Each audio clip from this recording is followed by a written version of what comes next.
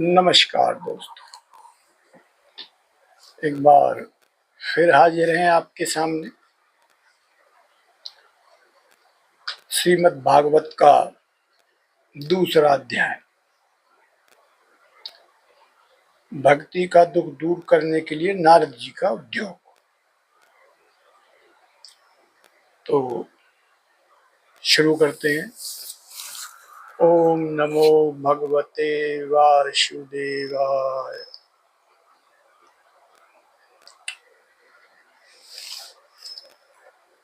नारद जी ने कहा, बाले, तुम व्यर्थ ही अपने को क्यों खेद में डाल रही हो? अरे, तुम इतनी चिंतातुर क्यों हो?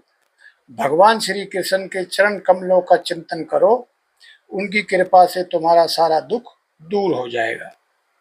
जिन्होंने कौरवों के अत्याचार से द्रौपदी की रक्षा की थी और गोप सुंदरियों को सनाथ किया था, वो श्री कृष्ण कहीं चले थोड़े ही गए हैं। फिर तुम तो भक्ति हो और सदा उन्हें प्राणों से भी प्यारी हो। तुम्हारे बुलाने पर तो भगवान नीचों के घरों में भी चले जाते हैं। सत्य, त्रेता और द्वापर, इन तीनों युगों में ज्ञान और वैराग्य मुक्ति के साधन थे, किंतु कलयुग में तो केवल भक्ति ही ब्रह्म सायुज्य मोक्ष की प्राप्ति कराने वाली है। यह सोचकर ही परमानंद चिंत मूर्ति ज्ञान स्वरूप श्री हरि ने अपने सत्य स्वरूप से तुम्हें रचा है। तुम साक्षात श्री कृष्ण चंद्र की प्रिया और परम सुंदरी हो। एक बार जब तुमने हाथ जोड़कर पूछा था कि मैं क्या करूं, तब भगवान ने तुम्हें यही आज्ञा दी थी कि मेरे भक्तों का पोषण करो। तुमने भगवान की वह आज्ञा स्वीकार कर ली। इससे तुम पर श्री हरि बहुत प्रसन्न हुए और तुम्हारी सेवा करने के लिए मुक्ति को तुम्हें दासी के रूप में दिया और इन ज्ञान वैराग्यों के पुत्रों के रूप में तुम अपने साक्षात स्वरूप से वैकुंठ धाम में ही भक्तों का पोषण करती हो। भूलोक में तो तुमको उनकी पृष्टि के लिए केवल छाया रूप धारण कर रखा है। तब तुम मुक्ति, ज्ञान और वैराग्य को साथ लिए पृथ्वी तल पर आई हो और सतयुग से द्वापर्यांत बड़े आनंद से रही। कलयुग में तुम्हारी दासी मुक्ति पाखंड रूप रोग से पीड़ित होकर क्षीण होने लगी थी, इसलिए वह तो तुरंत ही तुम्हारी आज्ञा से वैकुंठ लोक को चली गई। इस लोक में भी तुम्हारे श्रवण करने से ही वह आती है और फिर चली जाती है, किंतु इन ज्ञान वैराग्य को तुमने पुत्र मानकर अपने पास ही रख छोड़ा है। फिर भी कलयुग में इनकी उपेक्षा होने के कारण तुम्हारे ये पुत्र उत्साहहीन और वृद्ध हो गए हैं। फिर भी तुम चिंता ना करो, मैं इनके नवजीवन का उपाय सोचता हूँ। सुमुखी, कली के समान कोई भी युग नहीं है। इस युग में तुम्हारे घर घर में प्रत्येक पुरुष के हृदय में स्थापित कर दूंगा। देखो, अन्य सब धर्मों को दबाकर और भक्ति विषयक महोत्सवों को आगे रखकर यदि मैंने लोक में तुम्हारा प्रचार न किया तो मैं श्री हरि का दास नहीं।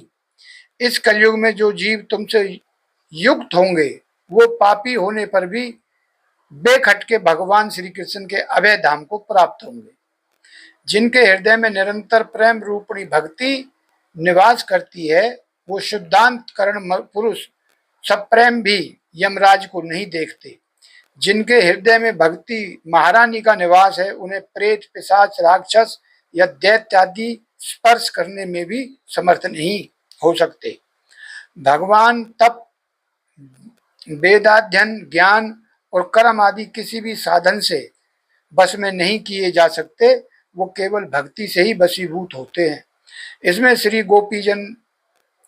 गोपीजन प्रमाण है। मनुष्यों का सहस्त्रों जन्मों के पुण्य प्रताप से भक्ति में अनुराग होता है। कलयुग में केवल भक्त ही सार है। भक्ति से तो साक्षात श्री कृष्ण चंद्र सामने उपस्थित हो जाते हैं। जो लोग भक्ति से द्रोह करते हैं वो तीनों लोकों में दुख ही दुख पाते हैं। पूर्व काल में भक्त का तिरस्कार करने वाले दुर्वासा ऋषि को बड़ा कष्ट उठाना पड़ा था। बस व्रत, तीर्थ, योग, यज्ञ ज्ञान, चर्चा आदि बहुत से साधनों की कोई आवश्यकता नहीं है, एकमात्र भक्ति ही मुक्ति देने वाली है। ऐसा नारद जी बता रहे हैं।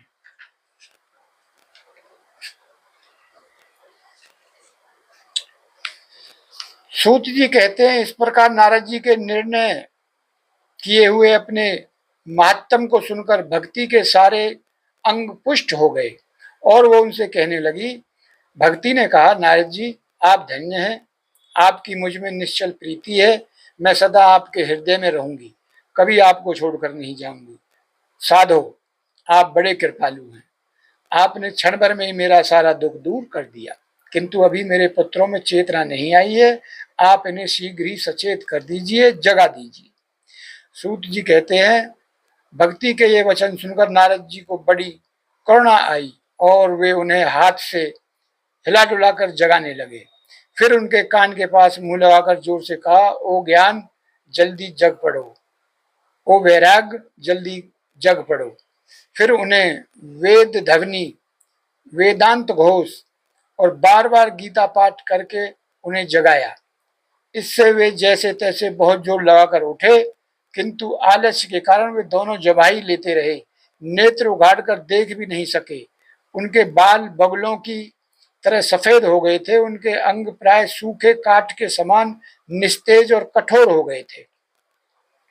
इस प्रकार भूख प्यास के मारे अत्यंत दुर्बल होने के कारण उन्हें फिर सोते देख नारद जी को बड़ी चिंता हुई और वे सोचने लगे, अब मुझे क्या करना चाहिए। उनकी यह नींद और इससे भी बढ़कर उनकी वृद्ध अवस्था कैसे दूर हो। शौनक जी इस प्रकार चिंता करते करते वे भगवान का स्मरण करने लगे। उसी समय यह आकाशवाणी हुई कि मुने खेद मत करो, तुम्हारा यह भोग निसंदेह सफल होगा। देवेश, इसके लिए तुम एक सत्कर्म करो, वह कर्म तुम्हें संत शिरोमणि महानुभाव बताएंगे। उस सत्कर्म का अनुष्ठान करते ही क्षण भर में उनकी नींद और व्रत अवस्था चली जाएगी तथा सर्वत्र भक्ति का प्रसार होगा। यह आकाशवाणी वहां सभी को साफ साफ सुनाई दी। इससे नारद जी को बड़ा विस्मय हुआ और वे कहने लगे, मुझे तो इसका कुछ आशय समझ में नहीं आया। नारद जी बोले, इस आकाशवाणी भी गुप्त रूप में ही बात कही है, यह नहीं बताया कि वह कौन सा साधन किया जाए जिससे इनका कार्य सिद्ध हो। वे संत न जाने कहाँ मिलेंगे और किस प्रकार उस साधन को बताएंगे। अब आकाशवाणी जो कुछ कहा है उसके अनुसार मुझे क्या करना चाहिए। सूर्य जी कहते हैं, शौनक जी तब ज्ञान वैराग्य दोनों को वहीं छोड़कर नारद मुनि वहां से चल पड़े और प्रत्येक तीर्थ में जाकर मार्ग में मिलने वाले मुनीश्वरों से वह साधन पूछने लगे। उनकी उस बात को सुनते तो सब थे, किंतु उसके विषय में कोई कुछ भी निश्चित उत्तर नहीं देता।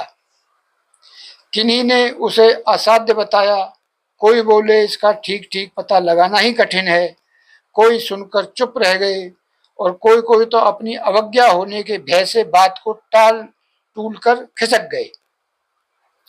त्रिलोकी में महान आश्चर्यजनक हाहाकार मच गया। लोग आपस में कानाफूसी करने लगे। भाई, जब वेद ध्वनि, वेदांत घोष और बार बार गीता पाठ सुनाने पर भी व्यक्ति ज्ञान और वैराग्य ये तीनों नहीं जगाए जा सके, तब और कोई उपाय नहीं है।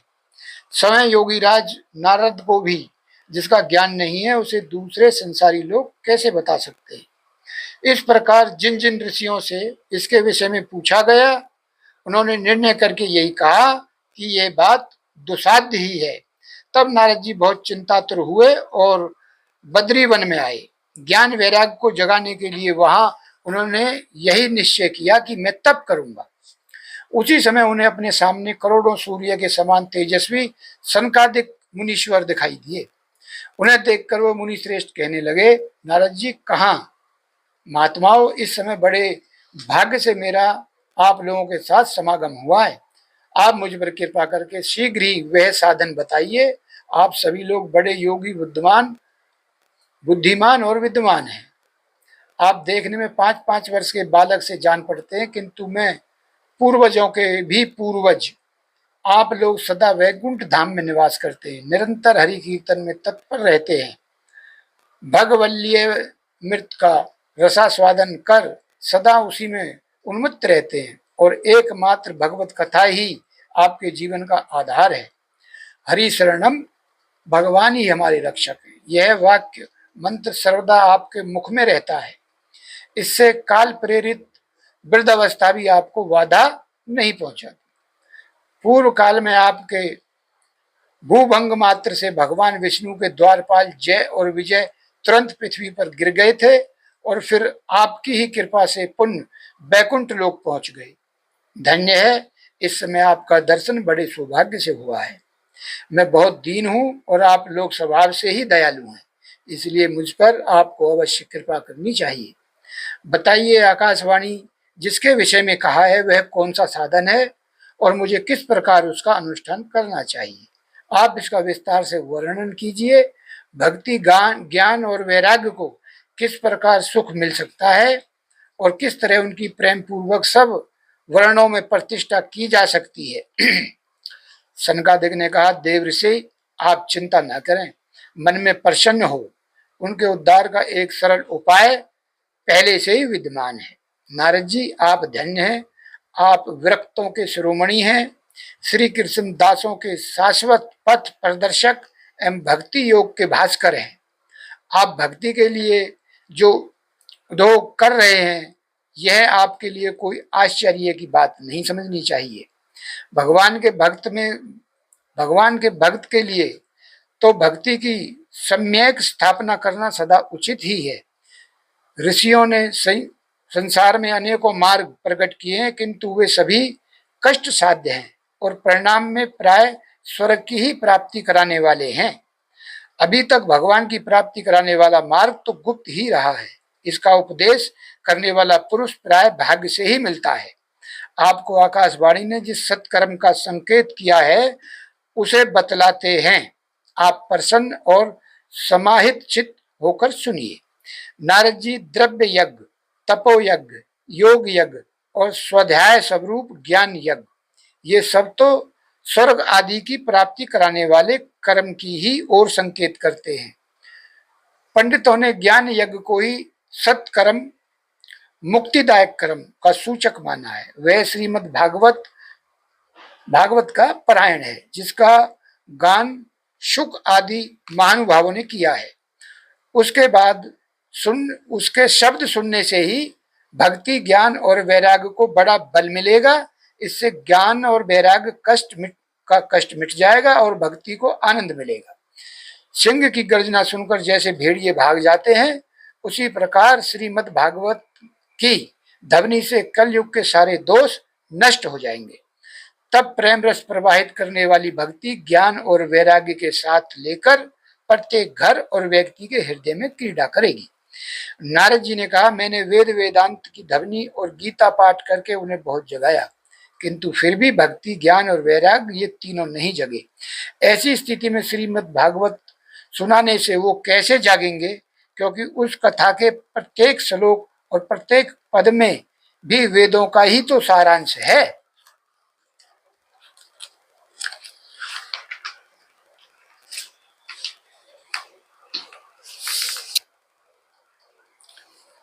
आप लोग शरणागत वत्सल हैं तथा आपका दर्शन कभी व्यर्थ नहीं होता, इसलिए मेरा ये संदेह दूर कर दीजिए, इस कार्य में विलंब न कीजिए।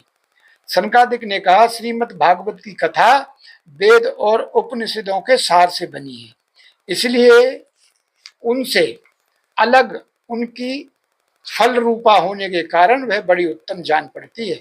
जिस प्रकार रस वृक्ष की जड़ से लेकर शाखाग्र पर्यंत रहता है, किंतु इस स्थिति में उसका आस्वादन नहीं किया जा सकता, वही जब अलग होकर फल के रूप में आ जाता है तब संसार में सभी को प्रिय लगने लगता है। दूध में घी रहता ही है, किंतु उस समय उसका अलग स्वाद नहीं मिलता। वही जब उनसे अलग हो जाता है तो देवताओं के लिए भी स्वादवर्धक हो जाता है। खांड ईख के ओर छोर और बीच में भी व्याप्त रहती है, तथापि अलग होने पर उसकी कुछ और ही मिठास होती है। ऐसे ही यह भागवत की कथा है। यह भागवत पुराण वेदों के समान है, श्री व्यास देव ने इसे भक्ति, ज्ञान और वैराग्य की स्थापना के लिए प्रकाशित किया है। पूर्व काल में जिस समय वेद वेदांतों के परागामी और गीता की भी रचना करने वाले भगवान व्यास देव खिन्न होकर अज्ञान समुद्र में गोते खा रहे थे, उस समय आपने ही उन्हें 4 श्लोकों में इसका उपदेश किया था। उसे सुनते ही उनकी सारी चिंता दूर हो गई थी। फिर इसमें आपको आश्चर्य क्यों हो रहा है जो आप हमसे प्रश्न कर रहे हैं? आपको उन्हीं शोक और दुख का विनाश करने वाला श्रीमद् भागवत पुराण ही सुनाना चाहिए। नारद जी ने कहा, महानुभावों, आपका दर्शन जीव के संपूर्ण पापों को तत्काल नष्ट कर देता है और जो संसार दुख स्वरूप दावानल से तपे हुए हैं उन पर शीघ्र ही शांति की वर्षा करता है। आप निरंतर शेष जी के सहस्त्र मुखों से गाए हुए भगवत कथा अमृत का ही पान करते रहते हैं। मैं प्रेम लक्षणा भक्ति का प्रकाश करने के उद्देश्य से आपकी शरण लेता हूं। जब अनेकों जन्मों के संचित पुण्य पुंज का उदय होने से मनुष्यों को सत्संग मिलता है, तब वह उसके अज्ञान जनित मोह और मद्रूप अंधकार का नाश करके विवेक उदय होता है। तो दोस्तों, ये भागवत का दूसरा अध्याय यहाँ समाप्त होता है। कल हम इसका तीसरा अध्याय पढ़ेंगे और धीरे धीरे इस कलयुग में इंसान का उद्धार कैसे होगा, उसका सारा विवरण, क्या करेंगे क्या नहीं करेंगे, तप, यज्ञ, भक्ति, इसके बारे में हमको जानकारी मिलेगी। तो पूर्ण करते हैं। नमस्कार।